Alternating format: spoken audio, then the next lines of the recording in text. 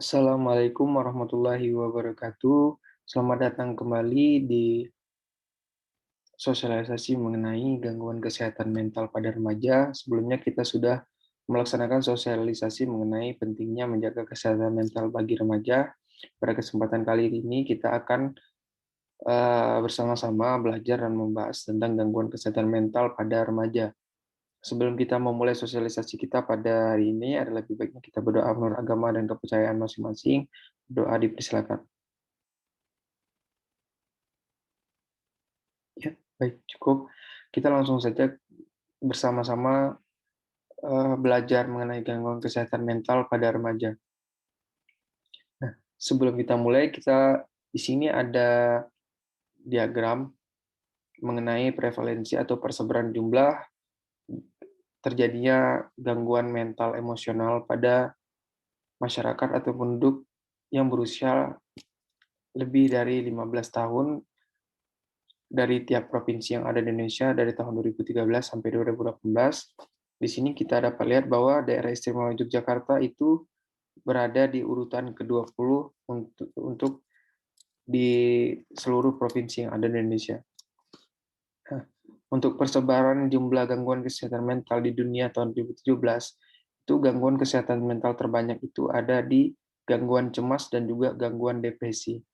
Kemudiannya itu dari DALIS di Indonesia, suatu institusi Indonesia yang meneliti bahwa dari tahun 1990 sampai 2017, depresi dan cemas itu masih menduduki peringkat 1 untuk gangguan kesehatan mental.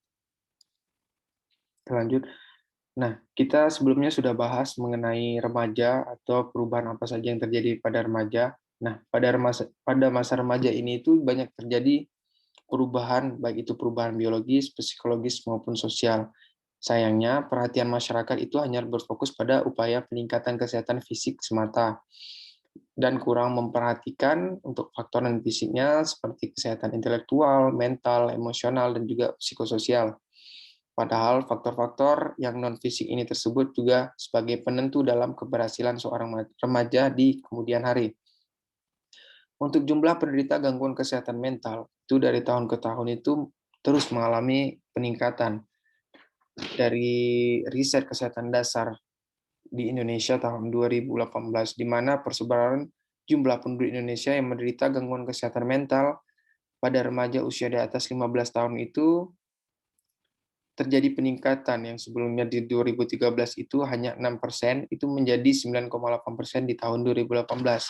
Dengan gangguan kesehatan mental terbanyak itu adalah gangguan depresi dan juga cemas, berjumlah 6,1%.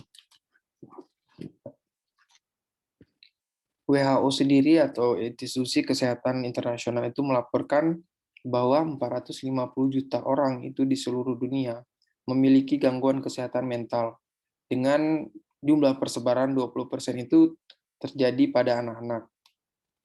Dari survei riset kesehatan dasar yang sebelumnya tahun 2018 itu yang menunjukkan bahwa prevalensi gangguan kesehatan mental dan emosional remaja usia di atas 15 tahun itu meningkat dari 9,8% dari 68% menjadi 9,8% di tahun 2018.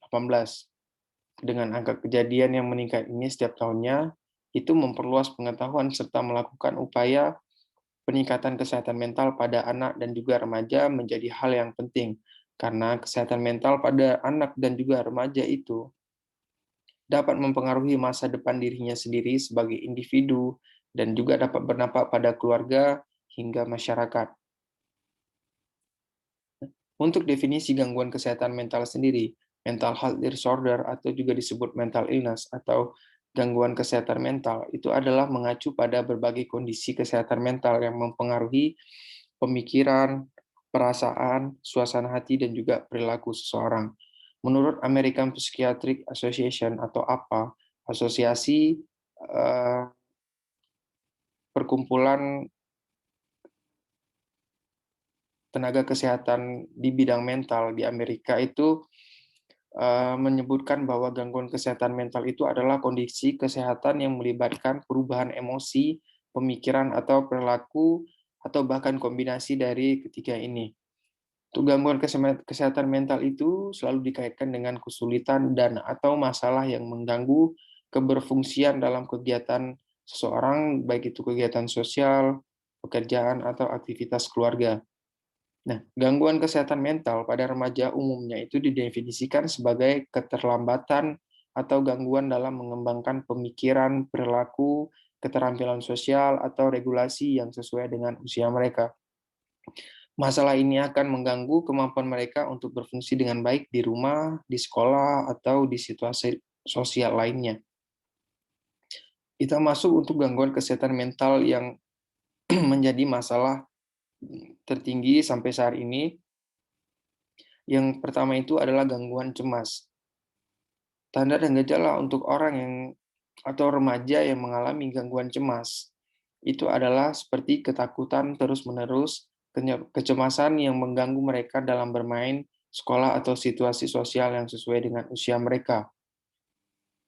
Untuk gangguan kecemasan yang dialami oleh seorang remaja itu berbeda pada umumnya dengan cemas yang biasa dialami oleh orang-orang kebanyakan, karena gangguan kecemasan yang merupakan gangguan kesehatan mental itu sangat mempengaruhi dari aspek yang telah dibahas sebelumnya, sehingga terjadi perubahan seperti perubahan dalam tingkah laku, pemikiran, dan lain-lainnya. Yang kedua adalah depresi dan gangguan mood lainnya. Depresi ini secara singkat bisa kita definisikan sebagai kehilangan sesuatu yang kita cintai. Kehilangan sesuatu yang kita cintai ini bukan hanya berbicara mengenai kehilangan pasangan atau kehilangan pacar. Di sini juga depresi bisa dikaitkan dengan kehilangan cinta terhadap sesuatu atau bahkan semua yang kita cintai, baik itu keluarga, pekerjaan, teman, dan lain-lainnya. Nah, untuk depresi sendiri itu adalah perasaan sedih yang terus-menerus dan kehilangan minat yang mengganggu kemampuan seorang remaja untuk berfungsi di sekolah dan berinteraksi dengan orang lain. Yang selanjutnya, intinya kita selalu berupaya untuk pemberian dukungan bagi kesehatan mental remaja. Ada 3 cara yang dapat digunakan. Yang pertama itu adalah promosi, dengan tujuan untuk mempromosikan kesehatan mental yang positif kepada remaja. Dengan cara yang dapat dilakukan adalah dengan meningkatkan kesejahteraan psikologis, kompetensi, ketahanan manusia, serta menciptakan kondisi dan lingkungan hidup yang mendukung. Dapat dilakukan itu dengan cara mengumpulkan data terkait terjadinya atau jumlah atau distribusi terjadinya gangguan kesehatan mental, supaya masyarakat itu dapat meningkatkan kesadarannya dan mendapat pengetahuan terkait permasalahan gangguan kesehatan mental. Yang kedua, prevensi. Prevensi itu berfokus pada mengurangi faktor risiko untuk terjadinya gangguan kesehatan mental bagi remaja dan dapat meningkatkan faktor perlindungan yang terkait dengan kesehatan mental. Deteksi dini dan mengenalkan bagaimana penanganan perilaku maladaptif dalam keluarga dan komunitas itu menjadi fokus yang sering dilakukan dalam tindakan prevensi dalam mencegah terjadinya gangguan kesehatan mental. Yang selanjutnya itu adalah intervensi. Tujuannya adalah untuk memberikan kesembuhan atau meningkatkan penyesuaian diri. Biasanya itu dilakukan pada setiap pihak, seperti intervensi secara individu, intervensi yang berbasis keluarga, intervensi yang berbasis sekolah, dan juga intervensi yang berbasis komunitas atau lingkungan sosial. Baiklah, sekian sosialisasi yang dapat saya berikan. Apabila ada salah kata dalam penyampaian dan juga salah sikap dalam selama penyampaian, mohon dimaafkan. Lebih dan kurangnya saya mohon maaf.